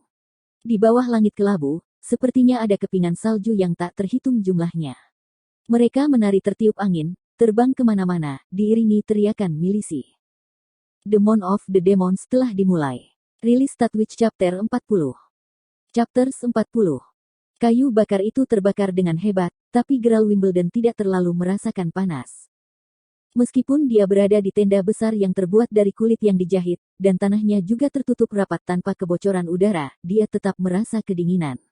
Jari-jarinya sangat dingin, hampir membeku sampai-sampai dia tidak bisa merasakannya lagi. Tempat sialan ini, bahkan air kencingnya membeku saat kau buang air kecil. Dia meludah dan berdiri. Dia meraih meja di kedua sisi dengan tangannya. Ketika dia menggunakan semua kekuatannya, sehingga bahkan tangannya menjadi merah karena usahanya, meja kayu persegi 6 kaki menjadi hidup dan meninggalkan tanah. Setelah meletakkan meja di tepi lubang api, Geralt merasa jauh lebih nyaman. Dia melepas sepatunya dan meletakkan kakinya di samping api, menghangatkannya dalam panas. Dia membentangkan gulungan teks dengan tangannya sekali lagi dan terus menulis surat yang belum selesai. Olivia tersayang. Sudah sebulan sejak aku datang ke Hermes, tapi tentu saja, gereja lebih suka menyebut tempat ini kota suci mereka yang baru. Jika bukan karena bulan iblis, aku tidak ingin tinggal di sini selama bahkan sesaat. Aku hanya ingin kembali padamu dan berbagi ranjang hangat denganmu sekali lagi. Setia pada konvensi, gereja memantau kami dengan kekuatan mereka sendiri alih-alih mendukung kami. Ini agak ironis, bukan? Berbicara tentang gereja, saya harus mengakui bahwa apa yang mampu mereka lakukan sungguh luar biasa. Saya masih ingat saat pertama kali saya di sini. Itu sekitar 20 tahun yang lalu. Selain pegunungan dan bebatuan di sekitar Hermes, tidak ada apa-apa di sini selain sebuah gereja kecil di dasar pegunungan. Tapi sekarang, mereka tidak hanya membuka jalan untuk jalan menuju puncak gunung, tapi mereka juga telah mendirikan kota benteng berskala besar. Selama musim panas, kamu benar-benar harus datang dan melihat-lihat kota ini bersamaku. Kota suci yang baru bahkan lebih megah daripada Grey Castle kami. Apakah kamu ingat teater di Grey Castle? Kamu dan aku pergi ke sana untuk menonton The Revenge of Pangeran. Anda sangat terkesan dengan arsitektur teater, interiornya sangat luas sehingga sulit dipercaya. Tetapi setelah Anda melihat balai urusan militer kota suci yang baru, Anda akan berpikir bahwa teater di Grey Castle hanyalah sebuah gubuk. Sulit untuk menyebutnya sebuah bangunan, saya pikir itu lebih seperti sebuah karya seni yang sangat indah. Bahwa ia bisa menelan 5 teater. Namun, tidak ada satu pilar pun yang menopang dinding luar. Dindingnya ditopang oleh 8 tulang binatang iblis yang mirip raksasa. Di antara tulang-tulang melengkung itu ada banyak tulang kecil yang dihubungkan dengan tali rami, dan atap melayang di udara seolah-olah berada di tiang. Bagaimana mereka bisa memikirkan bangunan seperti ini? Dan tulang-tulang itu, jika mereka dilucuti dari binatang iblis, aku yakin ukuran orang itu pasti lebih dari 100 kaki. Mungkin hanya di Hermes kamu bisa bertemu monster seperti itu. Tapi sayang, tolong jangan khawatir, bahkan jika binatang iblis sangat besar, mereka masih merupakan kaki tangan iblis. Di hadapan mata pembalasan Tuhan, tidak ada kejahatan yang bisa lolos dari yurisdiksi Tuhan. Apakah itu binatang iblis, penyihir, atau iblis itu sendiri, satu-satunya nasib mereka adalah berubah menjadi abu. Ketika dia menulis sampai di sini, Geralt Wimbledon meletakkan penanya dan mengendurkan tangannya yang kesemutan. Ini sangat aneh, biasanya dia bisa menahan 15 ibnya. Pedang 2 tangan yang berat sepanjang hari, tetapi sambil memegang pena dia hanya bisa menulis beberapa kalimat sebelum dia merasa sangat lelah. Dia tersenyum dengan cara mencela diri sendiri dan berpikir bahwa dia benar-benar diciptakan untuk kehidupan seorang yokel. Ketika berbicara tentang binatang iblis, saya tiba-tiba teringat pada saudara keempat saya. Dia ditugaskan ke kota perbatasan, tempat yang menyedihkan. Saya khawatir dia telah berbalik dan melarikan diri ke benteng Longsong, bahkan di sana, binatang iblis tidak akan bisa menghubunginya dan pertahanan benteng sebanding dengan Hermes. Tapi saya pikir ini bukan salahnya. Bahkan jika saya pergi ke tempat itu, saya hanya akan bisa berlindung di benteng. Di sini terlihat betapa tidak adilnya ayahku. Hanya karena adik laki-laki kita berprestasi sangat cerdas sejak usia dini, dia memutuskan untuk membiarkan dia mewarisi tahta. Ayah lupa bahwa dia sendiri tidak memenangkan tahta dengan cara menghitung. Sejak kematian ibu kita, itu telah menjadi lebih dan lebih sulit bagiku untuk mengetahui apa yang ayah pikirkan. Geralt ragu-ragu sebelum dia mulai menulis bagian selanjutnya dari suratnya. Dia tidak tahu apakah dia harus memberitahu maksud aslinya kepada Olivia atau tidak. Dia berhenti sejenak, tetapi kemudian dia memutuskan untuk menuliskannya. Jika rencananya berjalan dengan baik, dia seharusnya sudah tiba di istana di Graykesle sebelum dia menerima suratnya. Sayangku, Peramal Ansgar benar. Jika aku tidak melakukan apa-apa, akhirnya tahta tidak akan berakhir di tanganku. Ansgar mengamati bintang-bintang dan yang dia katakan adalah, bintang kiamat akan terbakar selama 4 bulan ke depan sebelum itu meninggalkan orbitnya lagi. Ini memberitahu saya bahwa saya jelas memiliki sedikit waktu tersisa dan tidak dapat menunggu dengan sia-sia lagi seperti ini.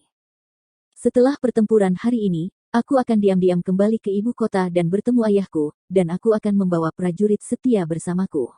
Di sini mungkin saya memiliki lebih sedikit kesempatan untuk mendapatkan kekayaan seperti di City of Golden Harvest, tetapi di sini tidak ada kekurangan prajurit pemberani. Saya hanya perlu melempar beberapa koin dan membuat janji, dan mereka akan mengikuti saya seperti serigala lapar, dan membantu saya mencapai tujuan saya. Tentu saja, saya tidak ingin memulai pemberontakan. Saya hanya ingin secara pribadi bertanya kepada ayah saya mengapa dia memberi perintah untuk memulai pertempuran takhta. Pada akhirnya, apa yang membuatnya lupa bahwa saya, sebagai putra sulungnya, memiliki hak waris. Ansgar telah mengatur segalanya untukku. Olivia, sayangku, kamu hanya perlu menunggu lebih lama lagi.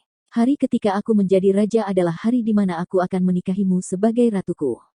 Jika aku gagal total, tidak kembali ke ibu kota, tetapi sebaliknya, kamu harus tinggal di kerajaan musim dingin abadi.